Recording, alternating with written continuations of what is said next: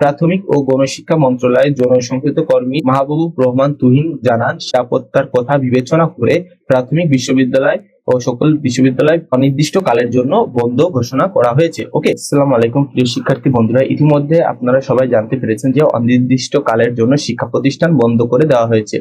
এই অনির্দিষ্টকালের জন্য শিক্ষা প্রতিষ্ঠান বন্ধ করার কারণে তোমাদের সবার সমস্যা হচ্ছে, বিশেষ করে গার্জিয়ান ও শিক্ষার্থীদের সব থেকে বেশি সমস্যা হচ্ছে যে কবে থেকে ক্লাস শুরু হবে, কবে থেকে শিক্ষা প্রতিষ্ঠান শুরু হবে। আমি আবারও বলছি, আমাদের যে কোটা আন্দোলনের যে সমস্যাটা হচ্ছে, এই সমস্যাটা সমাধান না হওয়া পর্যন্ত কিন্তু শিক্ষা প্রতিষ্ঠান খোলা হবে না।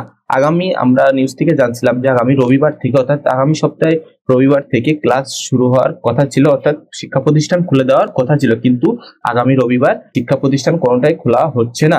যেখানে আমরা জানতে পেরেছি যে দেখো, পরিস্থিতি শান্ত হলে শিক্ষা প্রতিষ্ঠান খুলে দেওয়া হবে বলেছেন শিক্ষামন্ত্রী। যেখানে নতুন আপডেটে 26শে জুলাই 2024 সকাল 8টার সময় এই নিউজটা দেওয়া হয়েছে ডেইলি ক্যাম্পাসে, যে বৃহস্পতিবার অর্থাৎ 25শে জুলাই বিকেলে কোটা আন্দোলনে গুলিবদ্ধ ঢাকা মেডিকেল কলেজে হাসপাতালে দেখতে এসে সাংবাদিকের সাথে সরাসরি মতবিনিময় বলেছেন শিক্ষামন্ত্রী মহিবুব হাসান চৌধুরী। বলেছেন, পরিস্থিতি শান্ত না হলে এসএসসি পরীক্ষা নেওয়া হবে, অর্থাৎ পরিস্থিতি শান্ত হলে এসএসসি পরীক্ষা নেওয়া হবে ও একই সঙ্গে শিক্ষা প্রতিষ্ঠান খুলে দেওয়া হবে। অর্থাৎ এইচএসসি পরীক্ষা শুরু হওয়ার সাথে সাথে শিক্ষা প্রতিষ্ঠান কিন্তু খুলে দেওয়া হবে, এবং এইচএসসি পরীক্ষা কিন্তু শুরু হবে আগামী মাসে, অর্থাৎ আগামী মাসের 4 অক্টোবর থেকে পরীক্ষা যথারীতি অনুযায়ী নেওয়া হবে। ঠিক আছে শিক্ষার্থী বন্ধুরা, তাহলে এই মাসে অর্থাৎ চলতি মাসে ভিতরে কিন্তু কোনো শিক্ষা প্রতিষ্ঠান খোলা হবে না।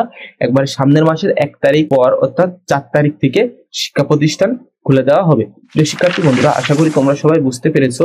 আর আমি আবারও বারবার বলছি, রবিবার অর্থাৎ আগামী সপ্তাহে রবিবার থেকে কিন্তু শিক্ষা প্রতিষ্ঠান শুরু হবে না, অর্থাৎ এইচএসসি পরীক্ষা নেওয়ার শুরু হবে যে তারিখ থেকে, তার পর দিন থেকে কিন্তু শিক্ষা প্রতিষ্ঠান খুলে দেওয়া হবে। ঠিক আছে, আমি তোমাদেরকে আরো ভালোভাবে মার্কিং করে দেওয়ার জন্য একটু দেখিয়ে দিই।